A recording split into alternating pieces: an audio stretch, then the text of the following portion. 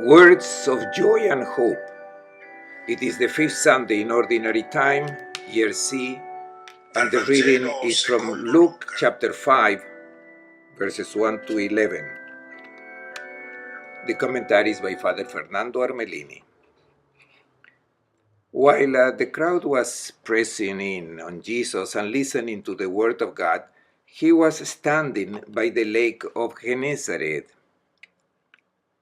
Getting into one of the boats, the one belonging to Simon, he asked him to put out a short distance from the shore. Then he sat down and taught the crowds from the boat.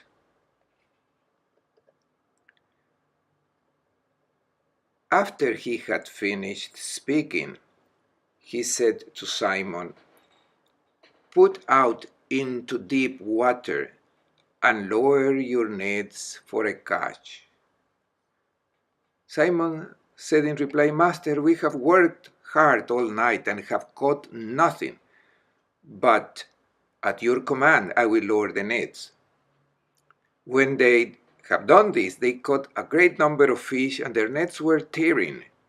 They signaled to their partners on the other boat to come to help them.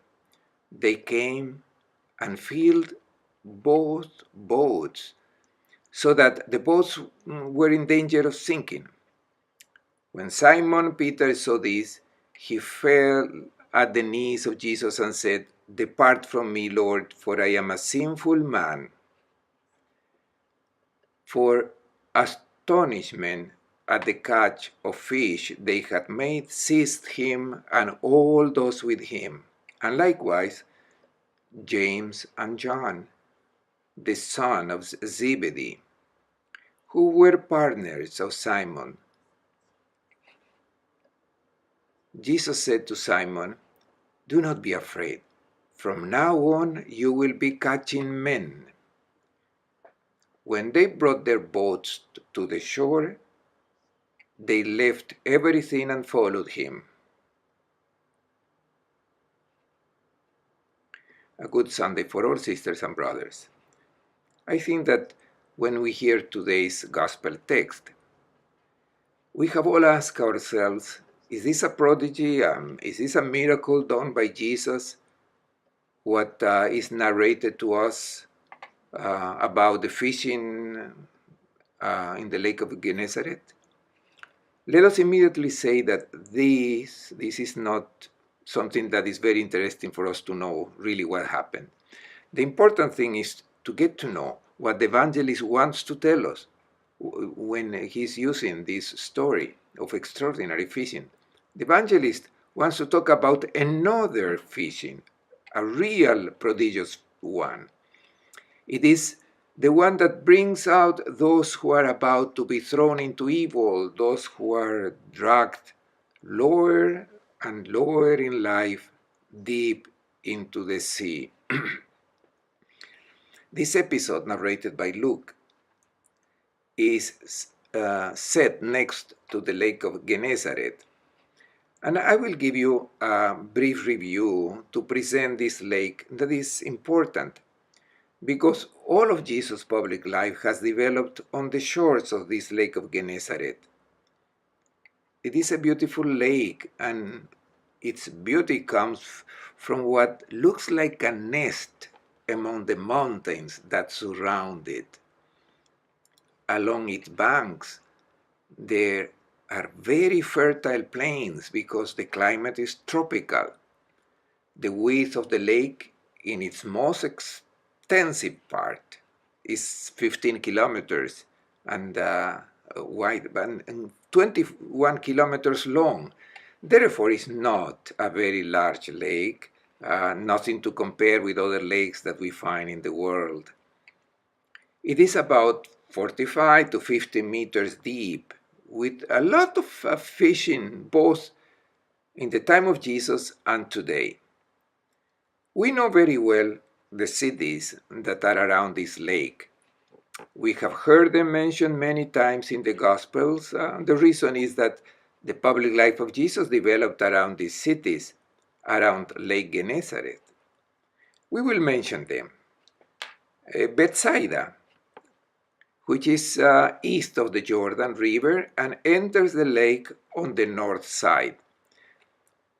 Bethsaida is the place of origin of 5 disciples, and today's gospel presents a Peter, and Andrew is not mentioned. It's Peter's brother, originally also from Bethsaida. Then we have also James and John and Philip. 5 disciples of Jesus come from this city that is in the extreme north from the Lake of Gennesaret.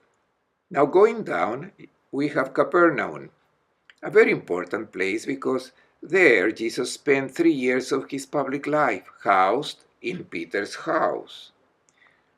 A house that archaeologists have identified very well. Peter was from Bethsaida, but when he got married, he went to live in Capernaum. A fisherman by profession, during the night they fished in the Lake of Gennesaret, and then in the morning, when they had been lucky enough to catch a good number of fish, they went to Magdala to sell the fish because in this city they dried and salted the fish. Magdala was called Magdalanunaya, Magdala of the fish, which means the city where the fish is salted. A little further down is Tiberias, a city where Herod Antipas resided with Herodias, a city founded by the king Herod. It was, I have spent a little time about the cities around the lake because they are often mentioned in the Gospels and in the geographical map. It is very useful to identify them. You can also see other cities indicated in the map. Nazareth, at the beginning of the mountains of Lower Galilee. Then you see Sepphoris, which was the capital of Herod Antipas before Tiberias was founded. Then the city of Cana that is remembered for the wedding of Cana. The waters of this lake are calm, they are clear, but the rabbinic literature said that this lake described as a deep, dark abyss. And the Hebrews were not very sympathetic about the sea. They were not a town, a people of navigators. They were always afraid of the sea.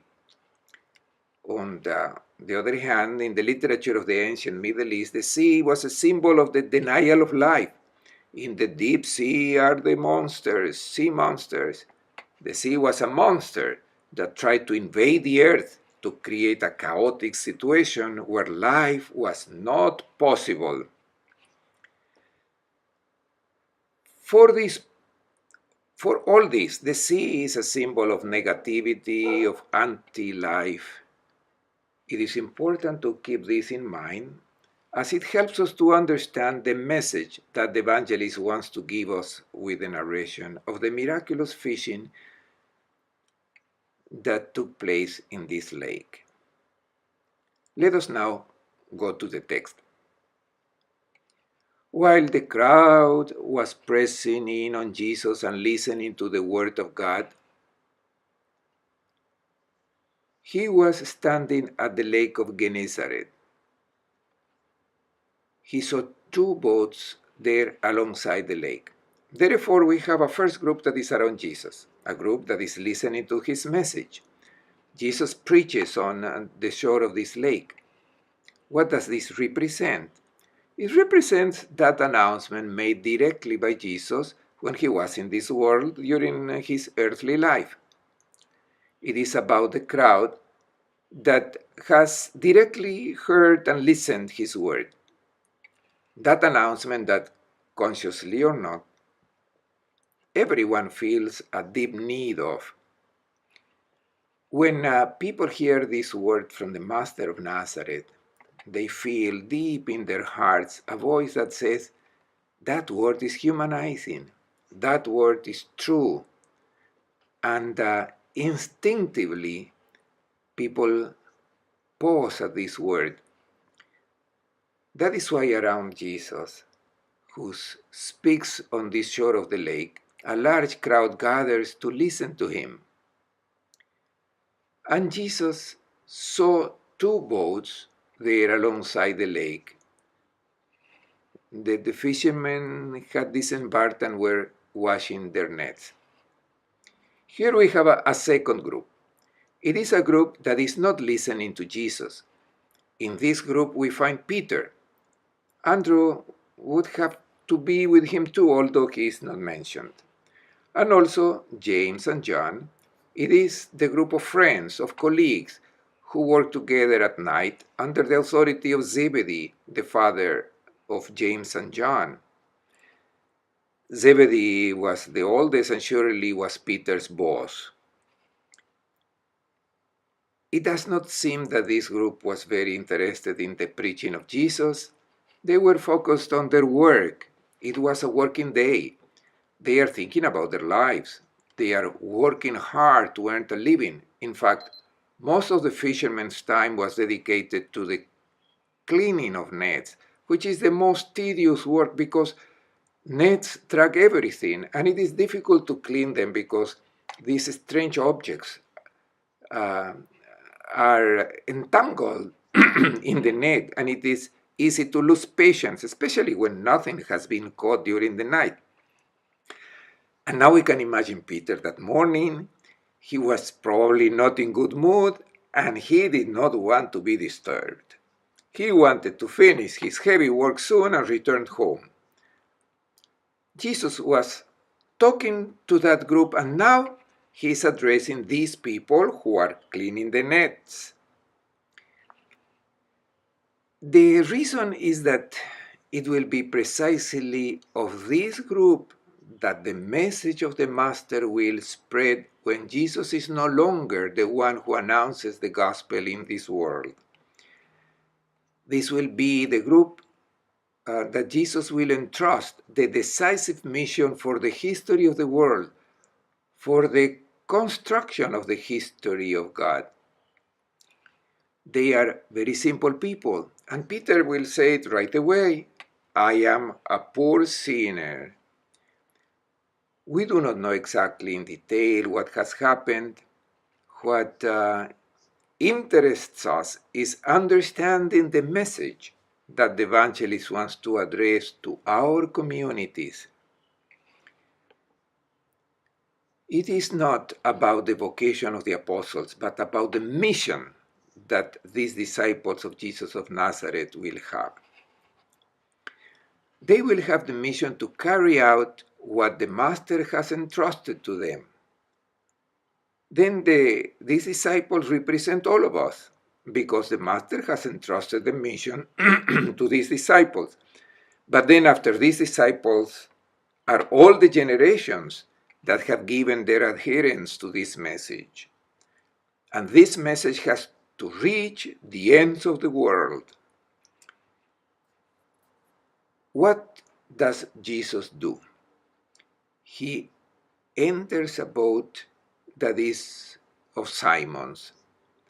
Getting into one of the boats, the one belonging to Simon, Jesus enters a boat. What does this boat represent?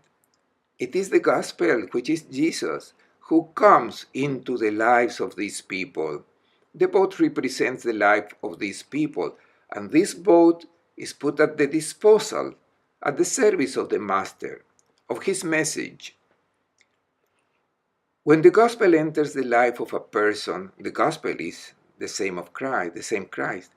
This person makes his own life available for the realization of this new world project that is announced. What is Jesus doing now? He asks Peter to move the boat a little away from the shore. He asks him to put out a short distance from the shore. This verb, ask, is great. In general, people are the ones who ask Jesus, although himself a little earlier asked Jesus to heal his mother-in-law. But here it is the other way around. It's Jesus who asked Peter, ask him to please depart a little from the shore. Let him lend his boat, make it available to him. He does not give him an order. He asks, please, to take a little inside the lake. And there Jesus sits on the boat and teaches the people. As a chronicle, it is certainly an unrealistic detail because you cannot talk to a crowd from a boat. But the message is important. The master is sitting, and this indicates he is giving an important message, as is customary in the people of Israel. It is important that the voice, the message of Jesus, departs from this boat that belongs to Peter. He does not mention the others, not even Andrew, his brother, who surely was also the owner of the boat.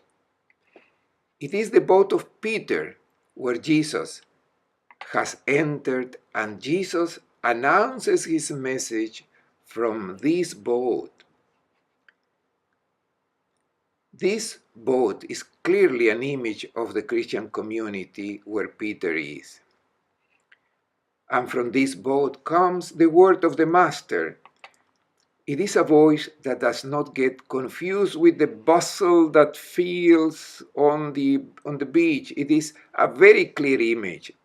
The proclamation of the gospel, the message of the gospel, is a very different message from the language of common sense, of the reasoning felt in the world of television, or what we read in magazines.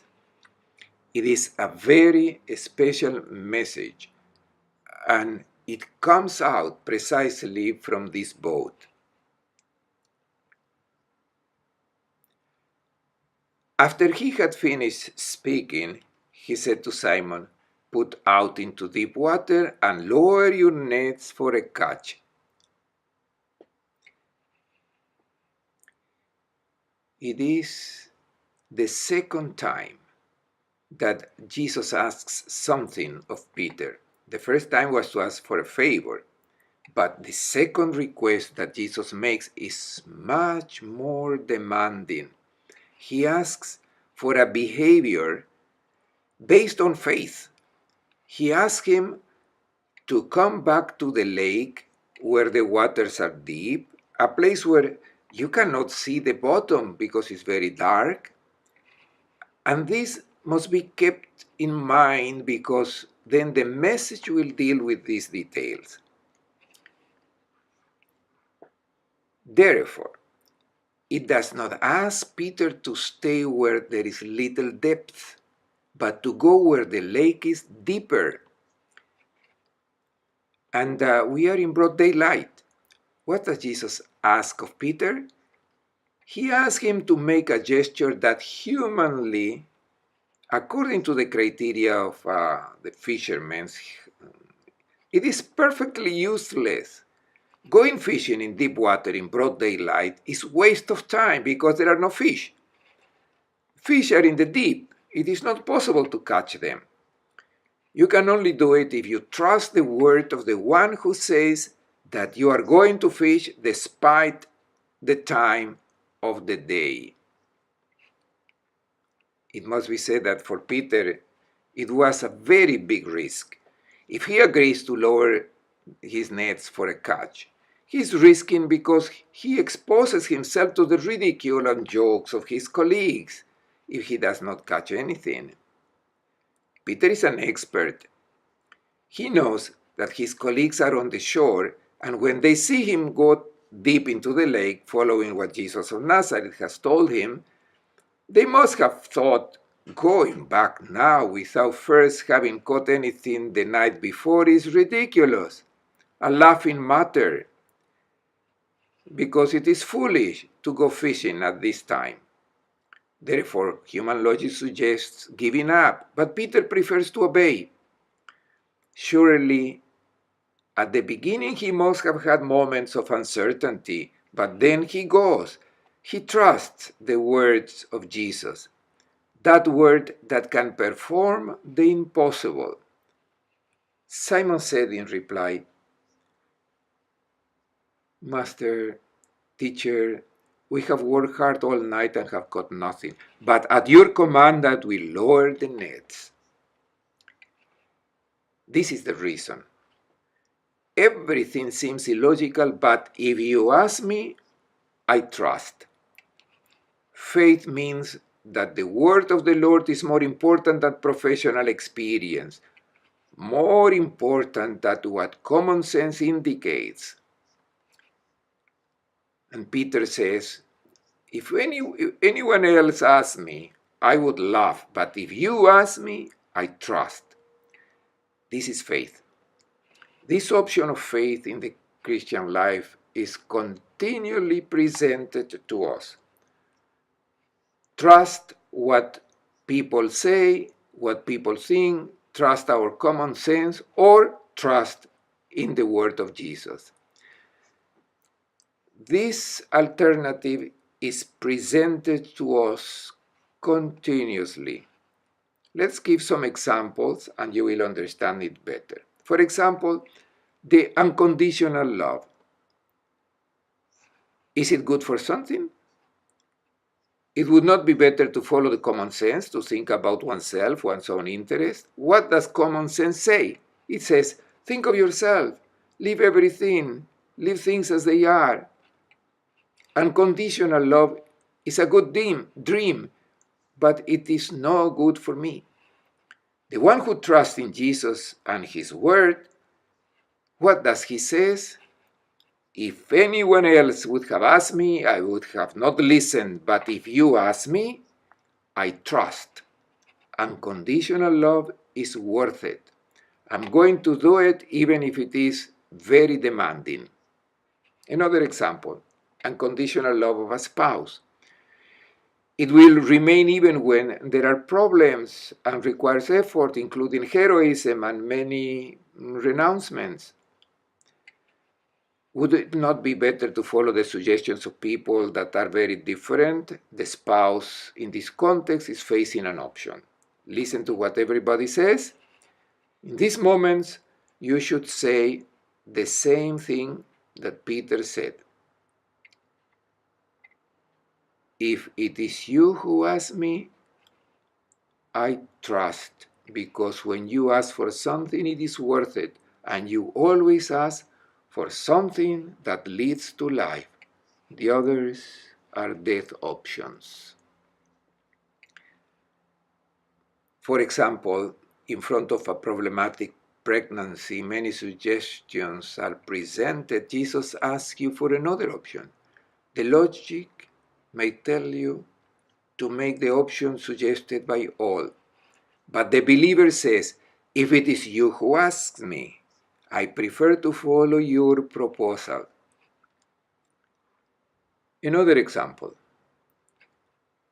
one who says,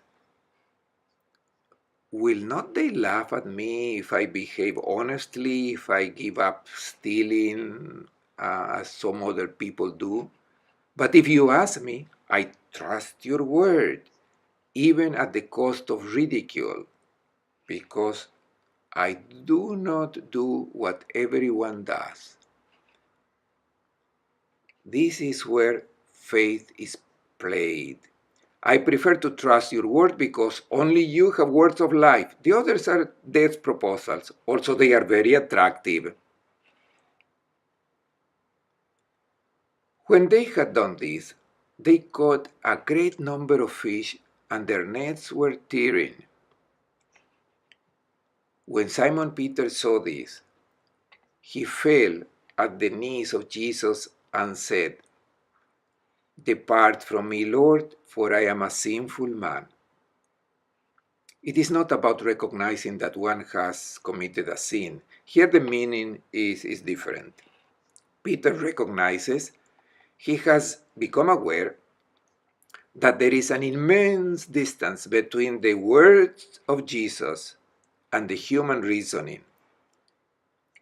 It is as if Peter said, I am so against what you ask me, I am tempted to do the opposite of what you say, but if you ask me, I will do it.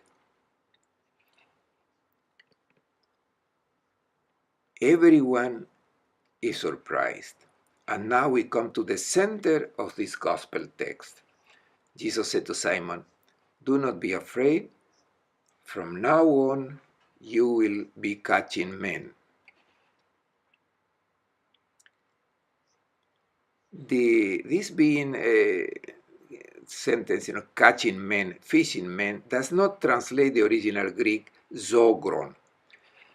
The Greek verb zogron does not mean fish, fishing. It's another verb for fishing, it's alegein.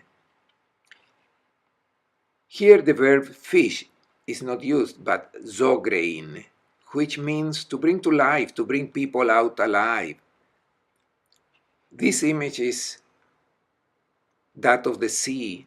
The Lake of Galilee, we know, is beautiful, serene, is quiet, but here represents the dark, deep, chaotic abyss where people can fall for their passions, their grudges, their idols, their remorse. These are the waves that immerse people in the depths. They do not let them live an authentic life. What is the task of the disciple of Christ? It is the same task Jesus had and entrusted to his disciples. Peter was rescued from the waves by Jesus. He's a sinner and he recognizes it, but his life changed when he put his trust in the proposal that the Master made him. And the mission entrusted to his disciples begins with Peter, and it's precisely this: become people who bring out towards life those who are trapped by the waves of evil that always take them to the bottom.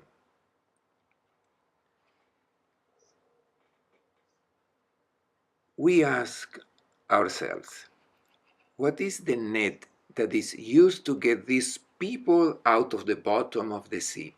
The fishing net is one. It is the word of the gospel. It is this word that when it is proclaimed, it manages to get people out, because this word is not a human word, but a word that has in it a divine force. And only when people are captured by this word of Christ, they are taken out of their miseries. And this is the vocation to the proclamation of the word of the gospel. That it is not the responsibility of the priests alone, but of every disciple of Christ.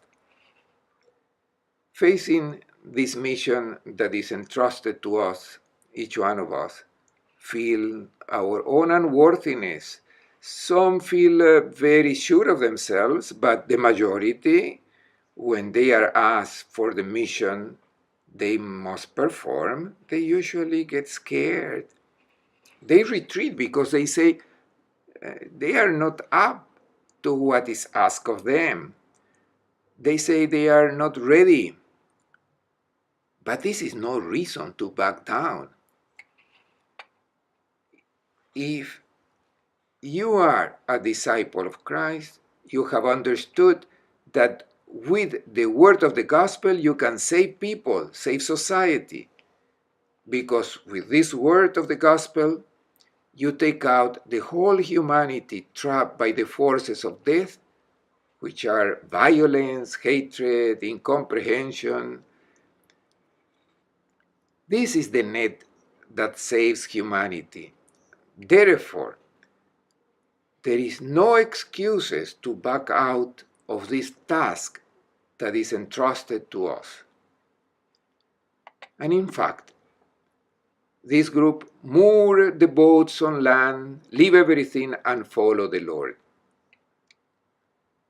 There is a moment in our life that cannot be missed when we find Christ, and if we allow ourselves to be involved in his proposal, our life completely changes its meaning.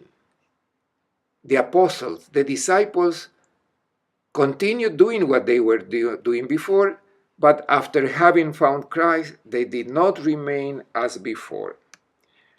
I wish everyone a good Auguro a tutti una Sunday buona domenica e and una a buona good week. settimana.